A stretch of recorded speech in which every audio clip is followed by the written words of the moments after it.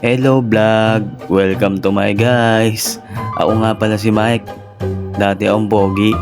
Ngayon hindi na. Wala na kasi akong pera. And ngayon nga guys, lunch break namin, no? At yun, meron tayong baon dahil nga hindi tinoyo si Commander, no?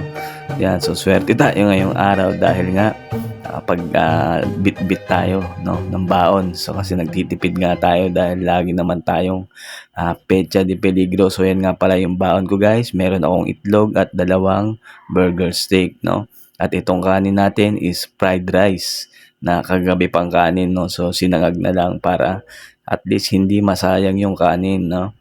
Ganyan talaga tayo guys sa mga nagtitipid, no? Hindi natin basta-basta pwede itapon yung mga tirang kanin kung pwedeng isangag natin. And yan nga, dahil gusto ko rin ng hotdog and ay pag-swap ako ng ulam, no? Yan, binigay ko sa kanya yung isang burger steak ko at sabi ko, akin na lang yan, kalahati mong hotdog, o di ba? Ganyan lang guys, para marami tayong choices ng ulam. Mindset ba? So dahil nga ganyan prito yung ulam natin guys, kailangan meron tayong ketchup, no? Naamoy ko nga dito merong ketchup.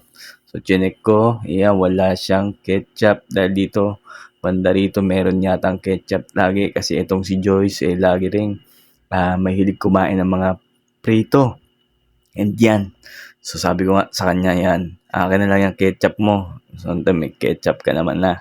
So ayan na, 'di ba guys? Kompleto na yung ating tanghalian na parang pang-almusal, no?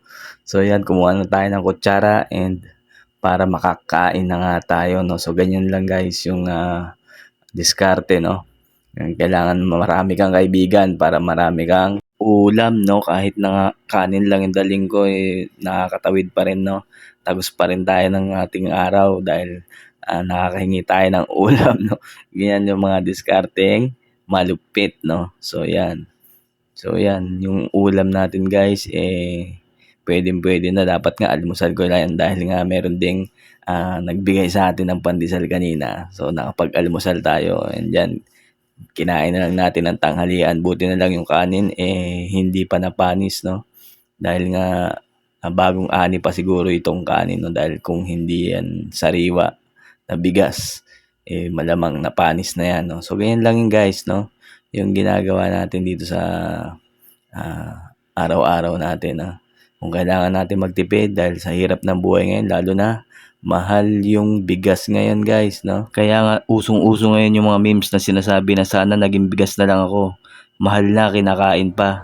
Di wow, sana lahat kinakain.